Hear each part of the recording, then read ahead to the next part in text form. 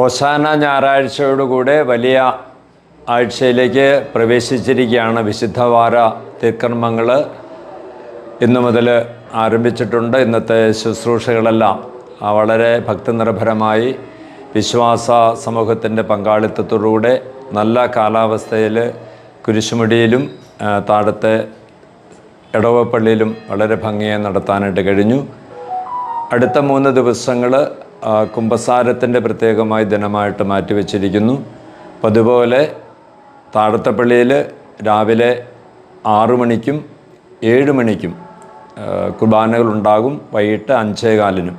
കുരിശുമടിയിൽ പതിപോലെ ഈ ദിവസങ്ങളിൽ തിങ്കൾ ചൊവ്വ ബുധൻ ദിവസങ്ങളിൽ രാവിലെ 5:30-ക്കും 7:30-ക്കും 9:30-ക്കും വൈകിട്ട് 6:30-ക്കും. ഇത് ഷെഡ്യൂൾഡ് മാസുകളാണ്, കുർബാനകളാണ്.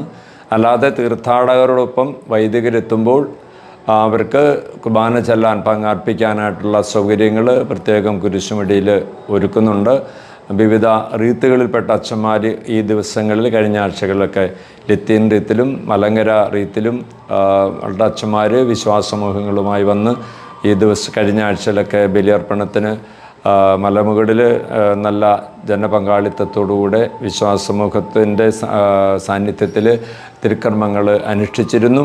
വെള്ളിയാഴ്ചയിൽ കുറച്ചുകൂടി നമ്മൾ ആളുകളുടെ വിശ്വാസികളുടെ മലകയറ്റം പ്രതീക്ഷിക്കുന്നുണ്ട്. പ്രധാനമായിട്ടും വെള്ളിയാഴ്ചയിൽ വിശുദ്ധ വാരത്തിൽ ഓശാന കഴിഞ്ഞാൽ പിന്നെ വരുന്നത് പെസഹ വ്യാഴാഴ്ച തിരുക്കർമ്മങ്ങളാണ്.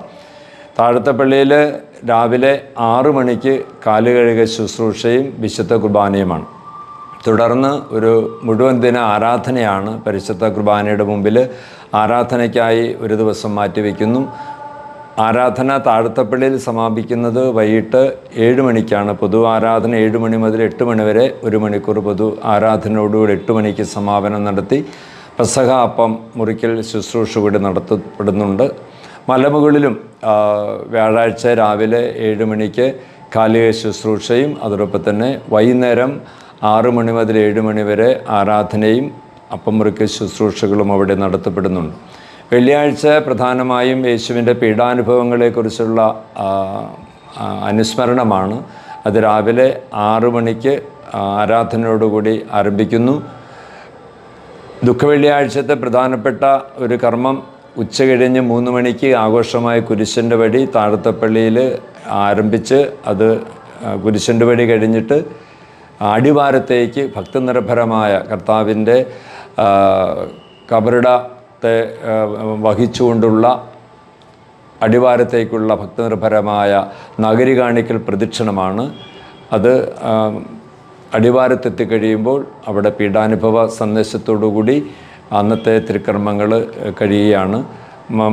കുരിശുമുടിയിലും രാവിലെ പ്രത്യേകമായ ശുശ്രൂഷകൾ ദുഃഖവെള്ളിയാഴ്ച ഉണ്ടായിരിക്കും.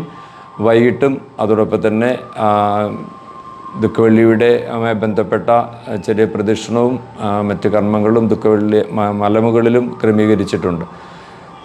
ദുഃഖശനിയാഴ്ച വലിയ ശനിയാഴ്ച പ്രത്യേകമായിട്ട് പുത്തൻ വെള്ളം വെഞ്ചരിപ്പും പുത്തൻ തീ ആണ് പ്രധാനമായിട്ടുള്ളത്. മാമോദീസായുടെ വ്രത നവീകരണ കർമ്മങ്ങളൊക്കെയാണ്. അത് രാവിലെ 6:30 മണിക്ക് കുർബാനയോടുകൂടി ആരംഭിക്കുന്നു. ഉയർപ്പിൻ്റെ തിരുക്കർമ്മങ്ങൾ താഴത്തപ്പള്ളിയിൽ രാത്രി 10:30 മണിക്കാണ് ആരംഭിക്കുന്നത്. ഉയർപ്പിൻ്റെ തിരുക്കർമ്മങ്ങളും അതോടൊപ്പം തന്നെ പ്രദക്ഷിണവും കുർബാനയും ഉണ്ടാകും.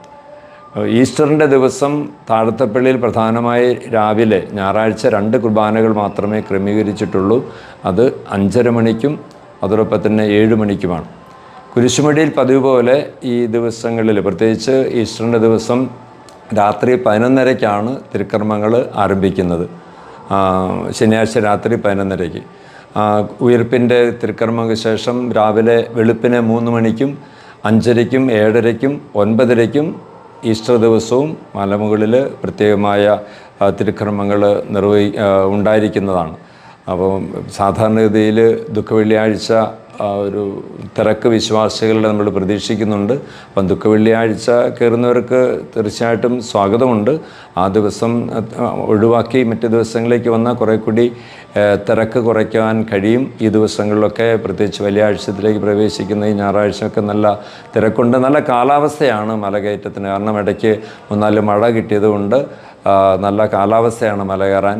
രാത്രിയും പകലും വ്യത്യാസമില്ലാതെ കയറാനായിട്ടുള്ള ലൈറ്റും ക്രമീകരണങ്ങളൊക്കെ ചെയ്തിട്ടുണ്ട്. ആഗതമാകുന്ന ഈ ഈസ്റ്ററിൻ്റെ മംഗളങ്ങൾ നേരുന്നു. അതോടൊപ്പം തന്നെ താഴത്തപ്പള്ളിയിലും കുരിശുമുടിയിലുമൊക്കെ നടത്തപ്പെടുന്ന തിരുക്കർമ്മങ്ങൾ പങ്കെടുത്ത് ആത്മീയ ചൈതന്യം നേടുവാനും നോമ്പിൻ്റെ ഒരു പരിഹാരത്തിൻ്റെ ഒരു ജീവിത ശൈലി നമ്മുടെ ജീവിതത്തിൻ്റെ ഭാഗമാക്കാനും മാർത്തോമാ ശ്ലീഹയുടെ മാധ്യസ്ഥം തേടുവാനുമായി എല്ലാവരെയും ഒത്തിരി സ്നേഹത്തോടുകൂടെ മലയാറ്റൂർക്ക് ക്ഷണിക്കുകയാണ്.